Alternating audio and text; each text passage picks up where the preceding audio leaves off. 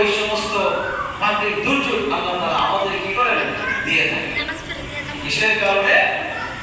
যে তার হুকুম করে নিয়ামতগুলো ভুলে অকৃতজ্ঞ আমরা যখন নাফরমানির মধ্যে কি চলাফেরা করি, তখনই আল্লাহ তাআলা আমাদের ওই আসমানি গজব জমিনে গজব আমাদের কি করে তিনি যে বিশেষভাবে আমাদের উপর কি করে নাযিল করবে। যে বন্যার মধ্যে অনেক মানুষ বাড়িঘর জমি কৃষি ক্ষেতগুলো শেষ হয়ে যাচ্ছে, যে আপনি নিজেও কৃষি ক্ষেত্রে ব্যক্তিগতভাবে অনেক কাজে আমরা কি ওই সমস্ত মুসিবতের মধ্যে জর্জরিত হয়ে আছে।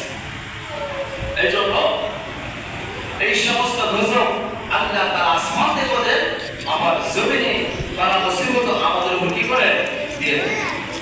এর জন্য আল্লাহ সুবহানাহু ওয়া তাআলা তার কৃতজ্ঞতা আমাদের কি করা প্রকাশ করা, তার শুকরিয়া আদায় করা, যে তার হুকুমগুলো আমরা কি আদায় করা, তাকে ভুলে না যাওয়া।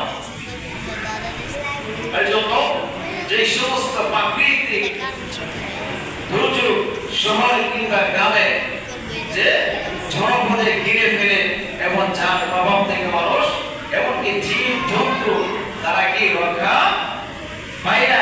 যেসব প্রাকৃতিক দুর্যোগ সাধারণত মানুষের কর্মফল হিসেবে কি করে এসে থাকে, এমন মর্মে আল্লাহ তাআলা কোরআনে কি আয়াত ঘোষণা করে দিয়েছে যে আমার আপনার কর্মস্থল এমন প্রাকৃতিক দুর্যোগ আসে, আমরা কাজ কর্মগুলা কৃষি খামারগুলো আমরা কি কাজগুলা করতে পারি।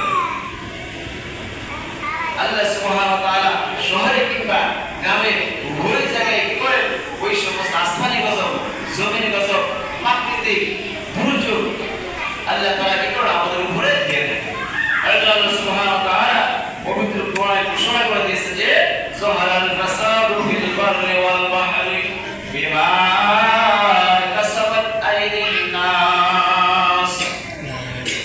আল্লাহ সুবহানাহু ওয়া তাআলা বলেন যে মানুষের দুঃখিত করবে, ধরুন যে আমি আপনি যে সমস্ত কাজগুলো করলাম ওই কাজের বিনিময়ে আল্লাহ তাআলা আমাদের কি করে জয় স্থলে সমুদ্রের মধ্যে বিপর্যয় কি ছড়িয়ে পড়ে।